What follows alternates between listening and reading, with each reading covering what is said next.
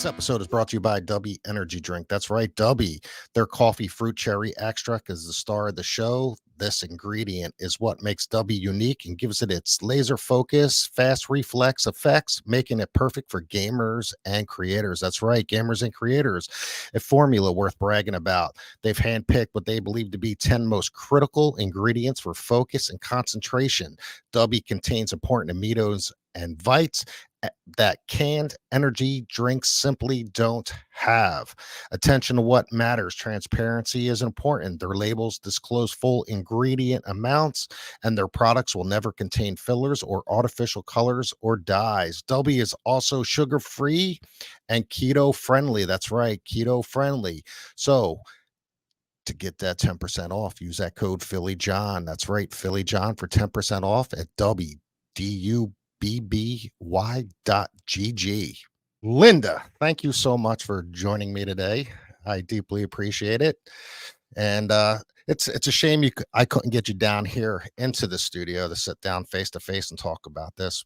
But hey, the new technology we have today, this works very well for us. So, I Linda Meris, you are a comedic and dramatic actress and an author of a book called Hypocrisy versus Mysticism, Wisdom, and Morality. So, give me a little bit about yourself.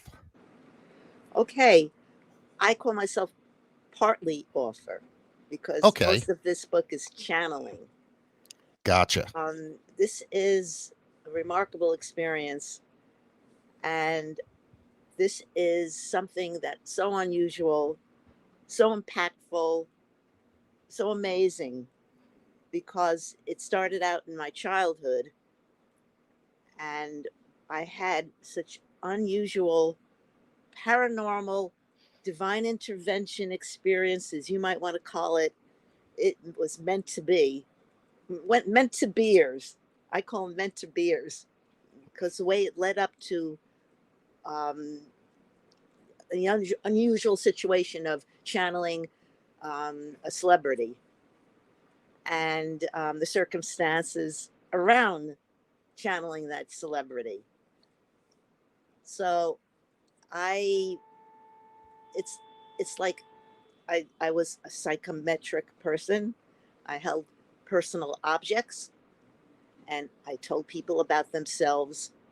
And this happened, it was by mistake. I went to a conference on all different kinds of comedy, actually, and improvisation.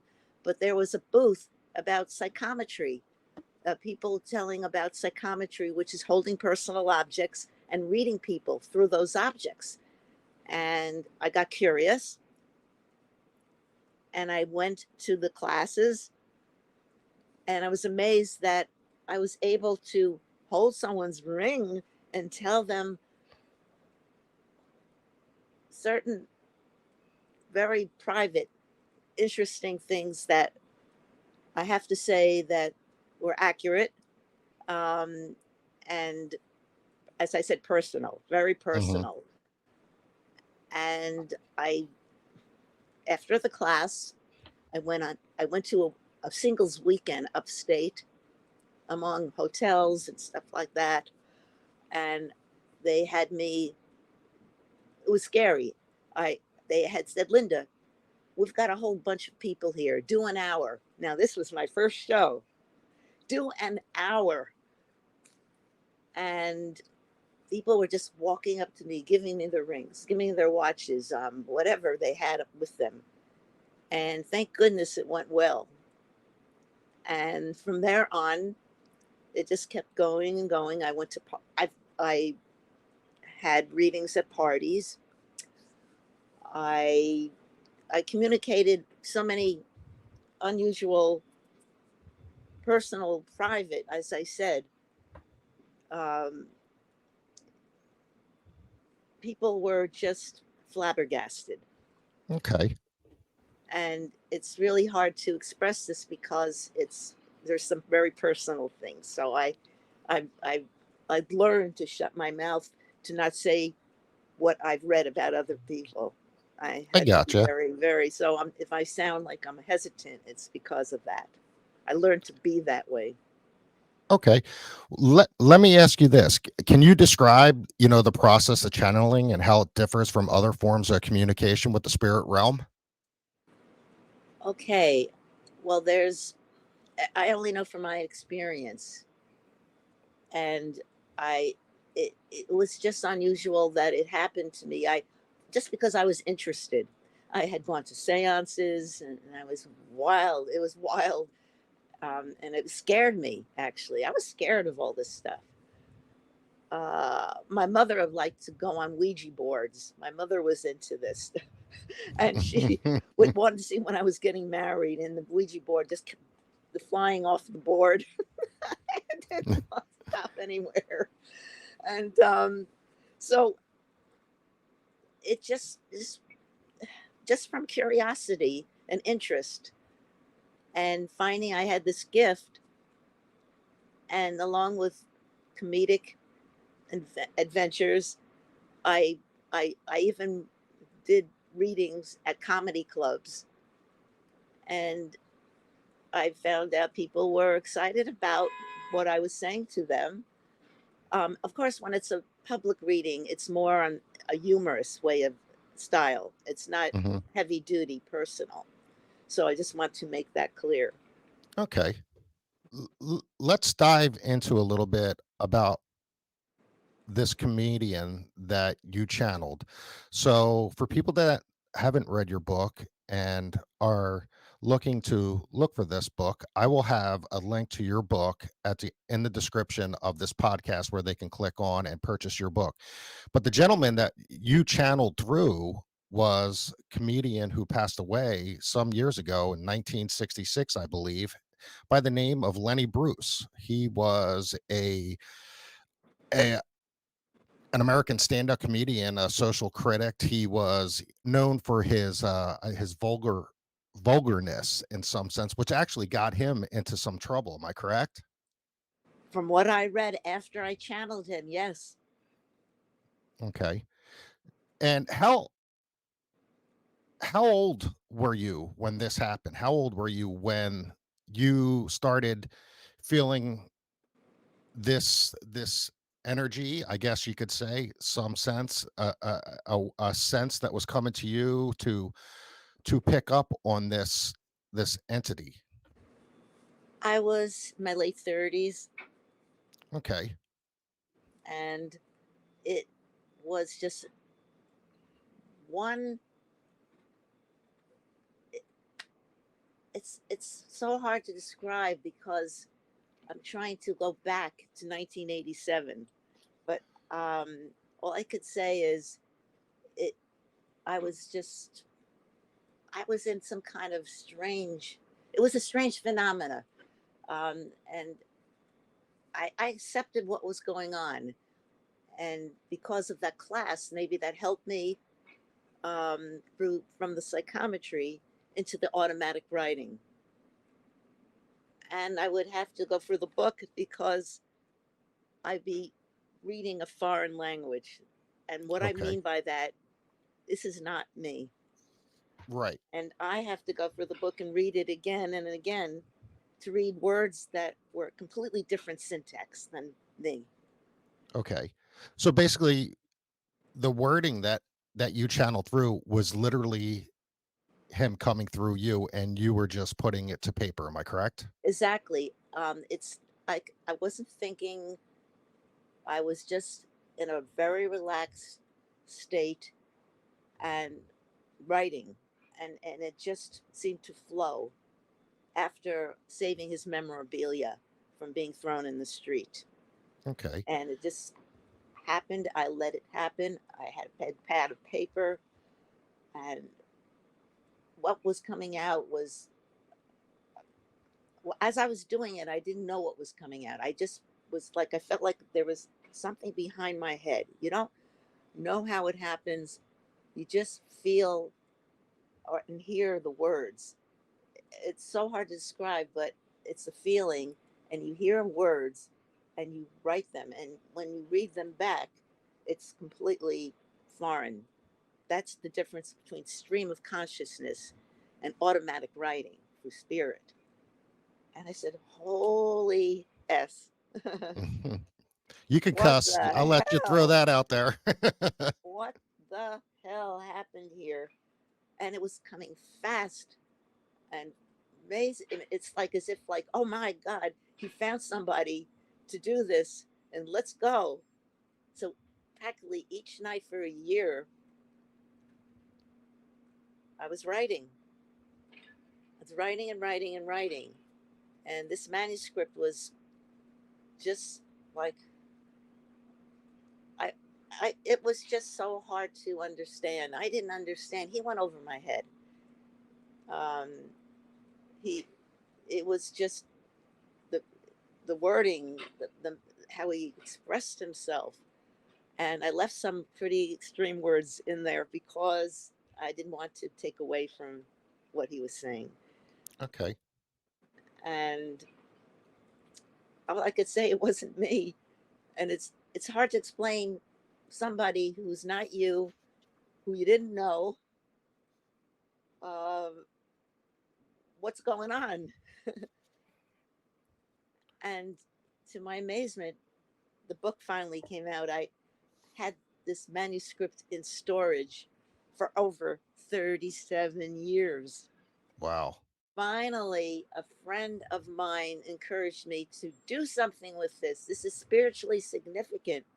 And I felt bad if I just left it in storage forever because I was afraid people wouldn't believe it, a lot of skeptics.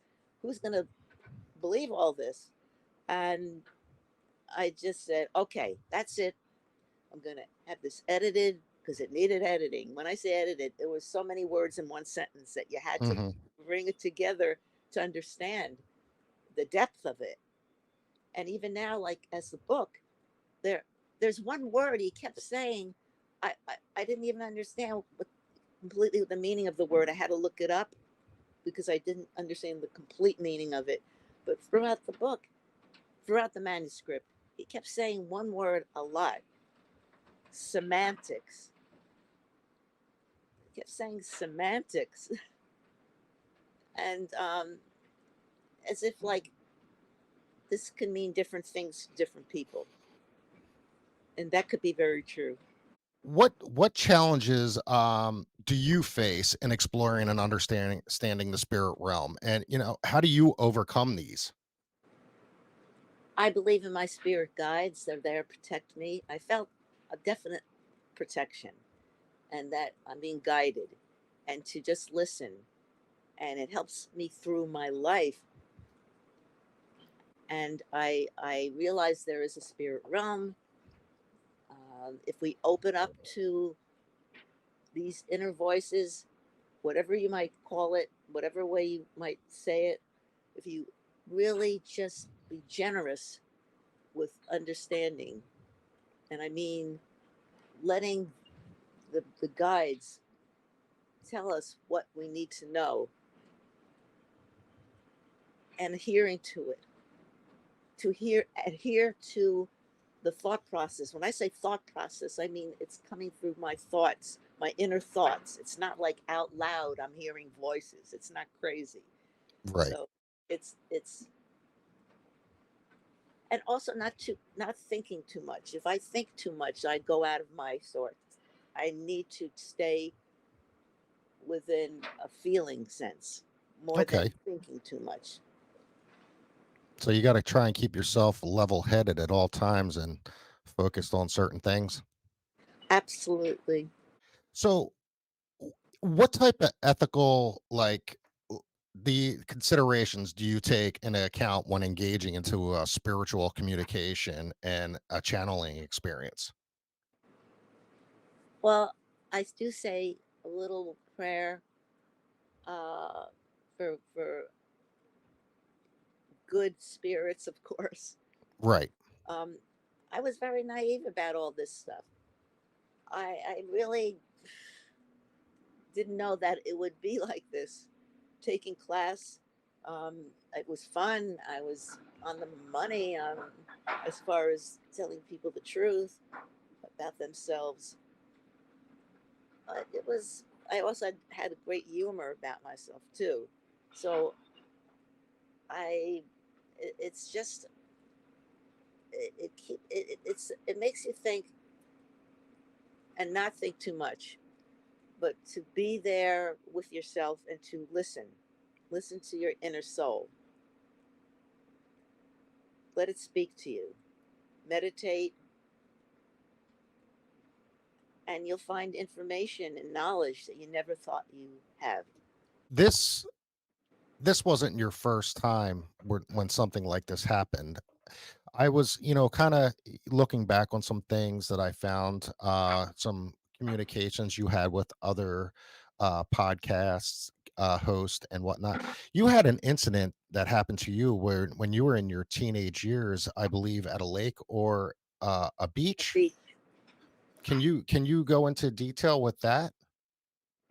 Um, I was on a float out. I lived out in the Sound on Long Island. I was out on a float and I was about to jump in the water, which I did. I jumped in the water. I did jump in the water, and a few young men came over to me and started tugging at my bathing suit, trying to pull it off. Real tease. And I was trying to fight them off. I think they just got one part of my bathing suit, the skirt area. And I was fighting and fighting till I was so exhausted and I just gave up. I said, this bullying is just too much. I looked up as if up at the sky and I said, is this it for me? And I heard a loud, thunderous voice say, no. And as that happened, I was just just letting myself drop. And I felt a force. I can remember it as if it were yesterday. Swim my body to the shore. And I was watching my body move, but I wasn't controlling it. Like I said in the book, I felt like I was in the back seat of a car, but I wasn't the driver. Hmm. And my body was being driven back to the was being it was being controlled by a force that wasn't me. That's and I was just watching it. I was watching myself, but I wasn't there willing it. And that's what happened. I was not meant to drown. Bottom line. That's pretty crazy. I mean, that's wild that this force just literally pretty much gave you that push and just shoved you pretty much all the way to the shoreline. Am I correct? Yes. And there are other incidences that I was saved, and they're in the book also. Now, let can you give me a little bit of your personal journey? How old were you when you thought that you had these type of senses? How far back? Mm, I would say when I started doing the automatic writing, um, I was doing the psychometry more so after the automatic writing, but I was learning it and how to do For it. people that don't know automatic writing, can you give a little Yes, definition of yes, that? I would. Well, it's you you listen to words that are coming to you in a very relaxed state. You're still conscious, but you're writing and you're just hearing. This is what clairaudience. It was more clairaudience, which is hearing. And it's like I was writing just words. I wasn't thinking like a writer thinks before they write. This is not a thinking process. This is just a writing of, of just letting the words write on the paper. Okay. And then you read it back and realize there are words and they did write words that meant something. And you did create something. And as I said, for my one experience, it was just from another worldly kind of way of and style, but it was the way Lenny worded his. He was very verbal and very. It was as if he was trying to use as many words as possible. I can't do, really do, do you think understand it myself. That's why I'm hesitating. It's not that I don't want to tell you more. It's that it's hard to understand ourselves how this is done. Some people who've been around a long time in this doing of automatic writing and psychic phenomena are can explain it more. I would have to reread my book, keep rereading it to realize what's happening. Mm. As I said, it's not me, so I it's not my it's really not my book. So, do you think a lot of the channeling, what he was telling you that came through, is because you say he was talking so much and coming through so heavy and hard on you, is because he had that stage presence, like, okay, I'm on stage with Linda, so it's time to drop the ball and get this thing rolling. He probably was looking for someone to work with. I'm part of the channeling, which is was a personal note to me that many people fell to the wayside, Hmm. and I was the only one that really completed a book. And as I said, through encouragement, because I was concerned about certain things. As I said, in 1988, when the channeling was first done, because I did also did channeling in 2023, just before the book was published, because I wanted more, and there was a difference in way that was conveyed also. Um, so it was such a phenomena. It was like if I, as I said, I had to keep my head out of it. Hmm. I, if I had to be there with the feeling of it. And as I said before, I did not know this guy.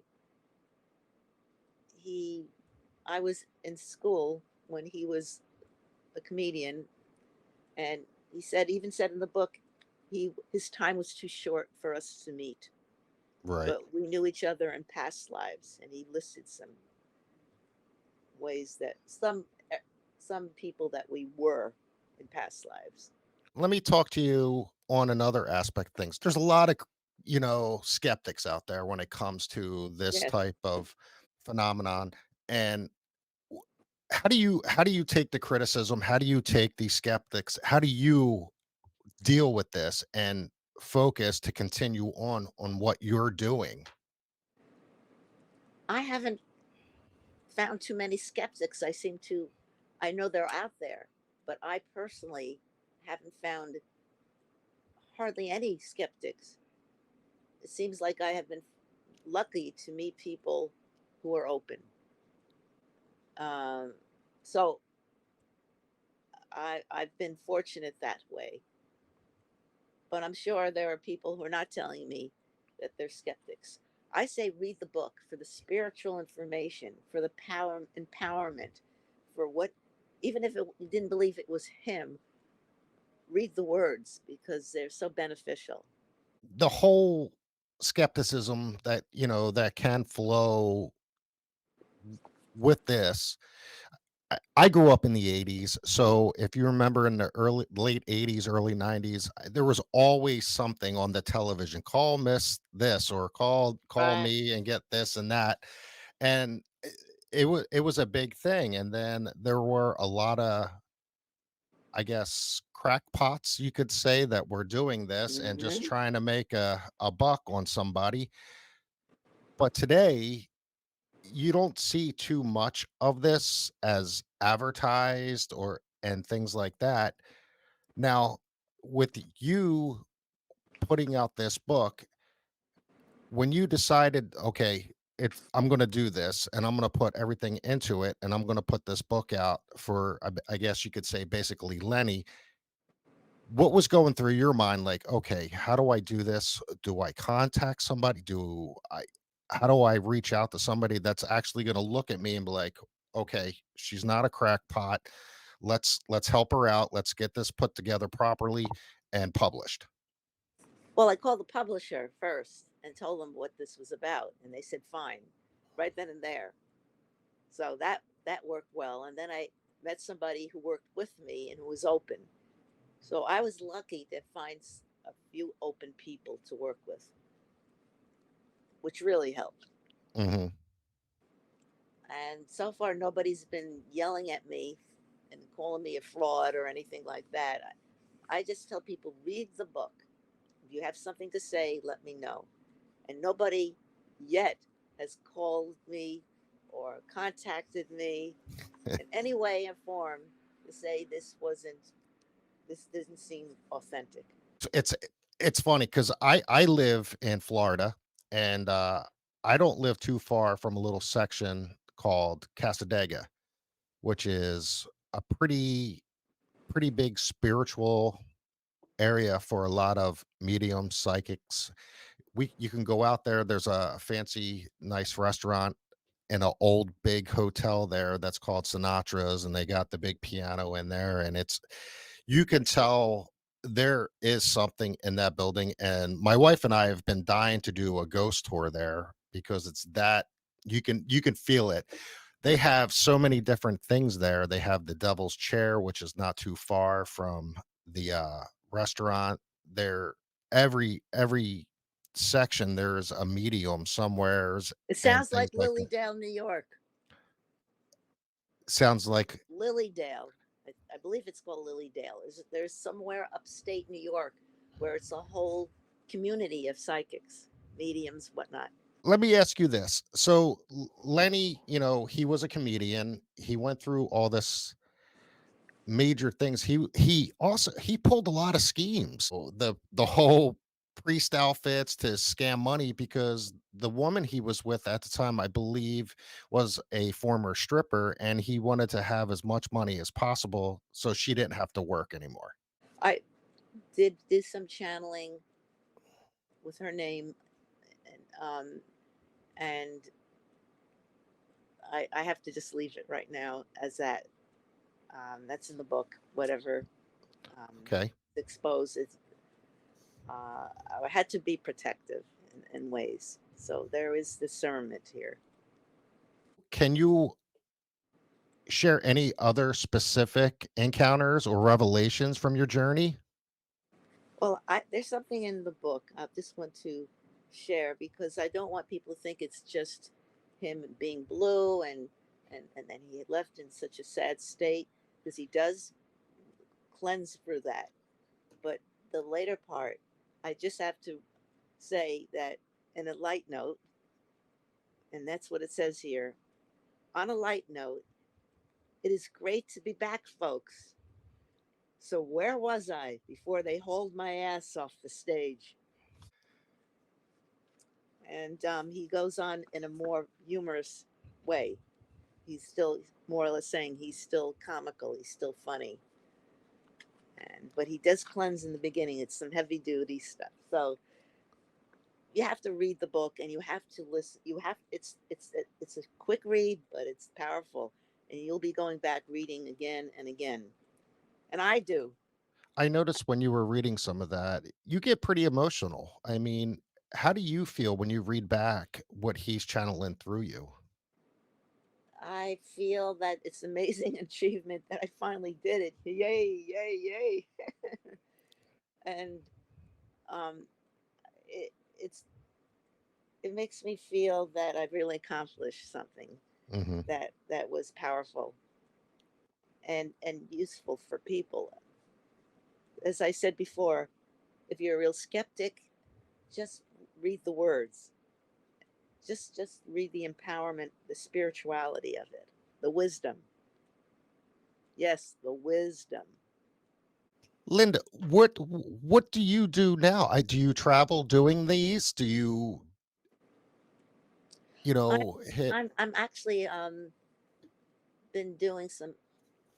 I have a private acting coach right now who's working with me for a performance on a scene, and I'm also just about being involved with a comedy group, and I'll talk about that another time because we're just getting started. Um, when I go to bookstores, I let people know about this book. I do I travel? Not that much yet, Mm. but I travel online. I I've traveled online a while, and I think it's just basically in the book. Also, he said he had certain people that were very close to him that he called his special people or whatnot, and I've been trying to find who these people are, if they're still in the body or who they were, and that's also what I've been doing. Maybe somebody will come forth and tell me that they were very good friends. They try to help him. I, as I said, when you don't know somebody, it's harder to speak about them. Mm. I can only tell you what I know from what I channeled and some personal notes. There's so many more people that knew him. He came to me, and it maybe that's why he came to me because I didn't know him because I was the least one of the least likely people to do this. So So go ahead. the items that you found his items, am I correct? Yeah. Or and how did you come about all these items? Okay. That's also in the book. I lived on the same block as his daughter, Kitty, Oh. and I took off a day from work, and on a day that I usually wouldn't take off, which is payday, Mhm. and I walked out of my building, walked down three buildings, and I stood there staring at a garbage bag. And I see this guy, the porter or janitor, whoever. I said, "What's going on here?" And he said, "Well, there's this woman, Kitty, who moved, and we're throwing out her things." I said, "What? You're throwing out her things? Like, what are you throwing out?" And I said, "Can I see what's going on?" And I was lucky that he let me into the apartment, and there was this big bookcase, a, a big cabinet, excuse me, a big filing cabinet. And he was taking files from the file cabinet of papers and throwing them in garbage bags. Okay. So I said, "Please do not do this. I'll take them." And he helped me get them into my apartment the next morning. And as is in the book, I had photographs. I'm looking at the book because I have to read what he what he did here. Um, it's wild. Now this was his only child, am I correct? Yes. Okay. Court transcripts. I had the court transcripts up my kitchen wall. There's a photograph of them. Oh, Okay. Court transcripts, comedy material, photographs, and reel to reel tapes. 165 pounds of paper. And I know that because that's a a lot of neighbor paper. helped me return all this material to Kitty in Hawaii in 1988 Can you before I started channeling. can you discuss any moments of any type of doubt or uncertainty that you ever encountered during things like this? God, I have to go rewind so far back. We're talking about 38 years ago now. I was okay. I do see here. I was anxious. when I had the material in my apartment, I didn't know if anyone was going to get back to me, and, and I didn't know what to expect. I only told my brother and a friend. My brother is the one who took the photographs, and a friend about all this. I kept it quiet this whole experience until 2 weeks after I got. It was 2 weeks. I believe it took me 2 weeks to get this, all this 165 pounds of paper back to Kitty. Mm. And the way I did that was I contacted the grandmother, Sally, and she told me how to contact her granddaughter. What do you hope readers will take away from your book, and and how to envision it impacting their spiritual journey or growth? There's a song here, but I'm going to say it as in words. This song is for my devoted fans. Aha, aha. I speak the truth with no more bands. Aha, aha. My spirit reigns free as it should. No risque rants past Meshugg's. And I'll keep on fighting as free speech must go on. And I think that's what he really wanted to say. I speak, I instruct, I reflect, I stimulate, I discuss. I mean what I say, I talk. I'll keep talking. I am in the afterlife. No holds barred, no hang ups. We have etiquette. He gets pretty deep into the words. Yes, yes. There's different meanings. Now, since the publishing of your book, I has any other, I guess you could say, spiritual connections come through that drawing to you to reach out? Personally, a few friends who wanted me to do some automatic writing for them. So, personally, but no one, George Carlin didn't come. It's Nobody like that.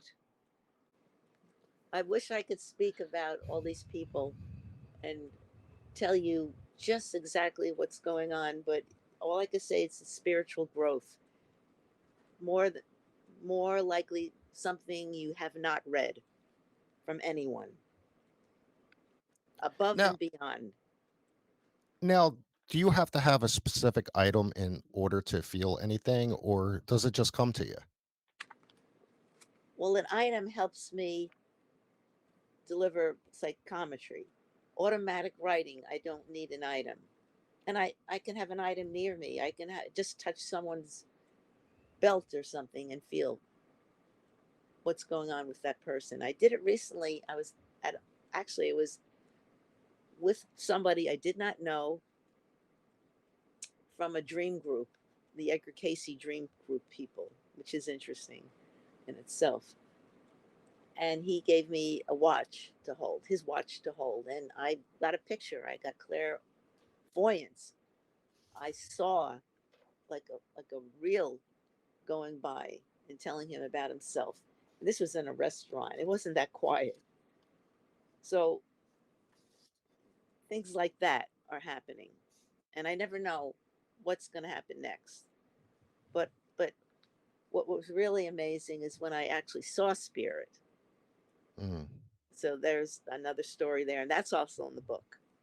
okay. So people will get my background, my information in the beginning of the book, and then when Lenny speaks, look at a whole world of events and amazing spiritual knowledge. Can you distinguish between like a genuine spiritual experience and like, I want maybe like a mere illusion or wishful thinking? Oh no, this I if I remember something, I can enact it as if it were yesterday. And I talk about when I was in a comedy club and the show was going on, but I was in the bar. I just came into the club to hang out in the bar at a well-known comedy club, and I just all of a sudden I see people leave the bar area. They just walk right out. And then I look to my right, the people sitting at the bar simultaneously turn around and face the bartender. And then I look to my right and I saw a spirit appear and he looked like Freddie Prince. And it was a week after he passed. So I said, "Oh, this is psychological. Oh, he disappeared. I mean, I'm seeing things." Then he stepped to the his picture on the wall and pointed to it and nodded that it was him. And he kept looking at me and looking at me. And I said, "Oh, this is still, I don't know about this." So I said, "I better get out of here because this was weird." So I started to walk out and I turned around and I looked behind me and he was still watching me. He was standing there and he was all in white, ethereal, but it looked like him. I walked out of the bar, out of the club, and before the next morning, I heard clairaudiently to put on the album America. And I was wondering, where is this album? I had to look for it. I said, "Oh my God." And then the last song on the last side of the album, the second side of the album, was a song called Pigeon Song. And it was all about his life. The wording was amazing. So if you want to listen to it, it's by, again, America. And I was just flabbergasted. I Hmm. said, this is all real. It's just too real. Have I seen Lenny appear? No, not yet. I say not yet. Never know. In the book, he says he has appeared, but people wouldn't know it was definitely him. But in his own words, it's in there. Now, can I get your insight on something?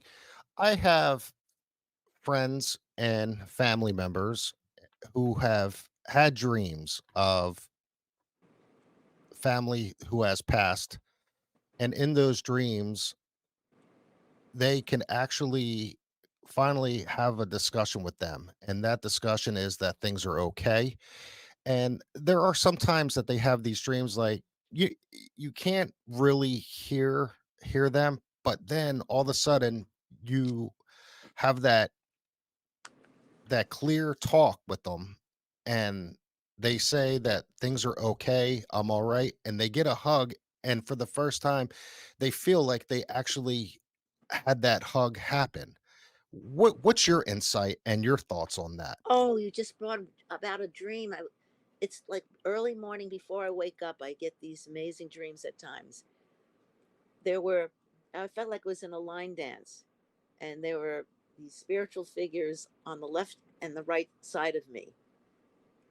And I feel it was Lenny. He came up and he put his arms around me, hugging me. And I felt that hug. And I just felt it was him, like as if he were thanking me and appreciated me. And I'm glad you brought this up because I brought this up in the dream group and everybody thought it was him. And I thought it was him. And you know what? It was him. Mm. It was amazing. So, in what ways do the teachings and insights gained from your experience impact personal growth and spiritual development? Okay. Every time I think of the worldly events, the politics, the outrage, the anger, the angst, I go inside in myself and realize there's a better plane of being, a spiritual realm that is love, that is honor, that is peace and humanity. Mm. And I stay in that place because I know it's like a protective womb at that time, powerful and loving, as I said. Can you how do you see the concept of love, forgiveness, and redemption manifesting in your experiences with spiritual communication? it's a feeling. It's a feeling in the spirit, in the soul, and you have to. It's probably saying to me, probably from all other past lives, it's making them one. It's like who I really am. I'm learning who I really am, not who I like Linda on the earth plane. I'm going deeper, and I'm understanding more of who I'm supposed to be, and I'm learning to be more of who I really am. I'm not all there yet. I still have my curiosities and mishaps at times, like we all humans do. Nobody's perfect. Nobody's perfect, but I feel I'm on my way, and there's more to come, more learning and growth to come. But it hit me all at once at one time with the writing and the spirituality and the psychometry. But the child, as a child, I didn't understand divine intervention and all this what was going on with my being saved all these times and protection. I as a child, you think that's part of life. As a young person, you feel, oh, this is part of what happens. Not that it was anything special. So I say this is it's a miraculous. I'm going to say it's a miracle. What has gone on? One other thing, is there any insight or message that you've received other than Lenny that has had a lasting impact, on you, like that stands out? To have faith and hope that people will appreciate you, and and keep that positive energy and have, because that will draw good people and positive energy from them. And if you put it out there, it will come back. Have faith. That's really what it's all about. Faith is always a plus. Yes, and I believe, especially with the way the world is now, this book is so important. There's so much said. This little powerful book is just amazing. And as I say that because I'm saying Lenny is amazing. I learned to appreciate who he was, no matter what he did on the earth plane. Now he's grown so much. He is a master now. So would you say the lessons learned from channeling have opened your eyes more to being more spiritual, understanding, loving, caring, and whatnot? Absolutely. I do this every day now. I do something for somebody each day, even if it's a little thing like opening the door or carrying someone's bag that's too heavy. If I can do it, any little thing that I can do for somebody else, I do. And I try to do something every day. Yeah, that's the best way to do it. I do the same. I will pay it forward in some sense, and sometimes I'll do that, and I'll take care of this or that, and help somebody here or there. No questions asked. I'm not looking for anything in return. I want to do it because that's the type of person I am, and that's the way I was raised. My mama raised me to be respectful and polite, and to help when help is needed, or just to be there and say, "Hey, let me take care of that for you." Absolutely. Absolutely. Because that will change the world.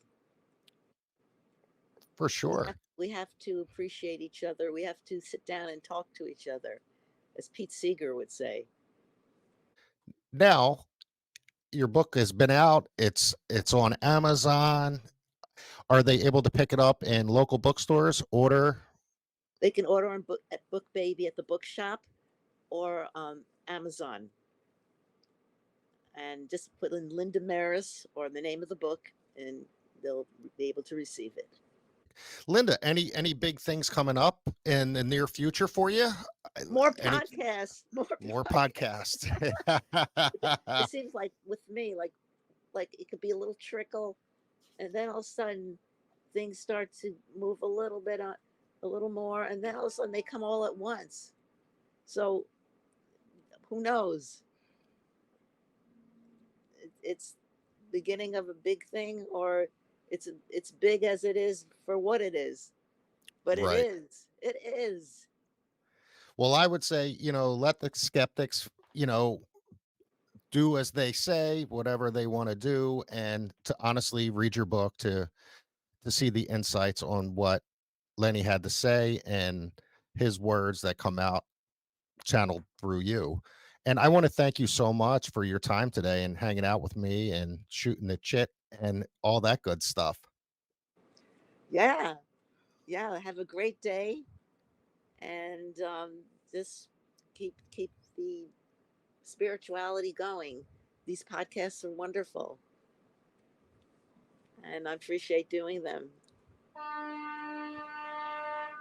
I guess that's our sign to go. No. Okay. You got to love the New York traffic, right? Yes. uh, Linda, thank you so much once again. And I will have links to Linda's book in the description below. If check it out, you can pick her book up on Amazon. And once again, her book is Hypocrisy versus Mysticism, Wisdom, and Morality. So, Linda, once again, thank you so much for your time. I deeply appreciate it. And I wish you the best of luck on your endeavors and, stay connected, I guess you could say. Bye bye, everybody.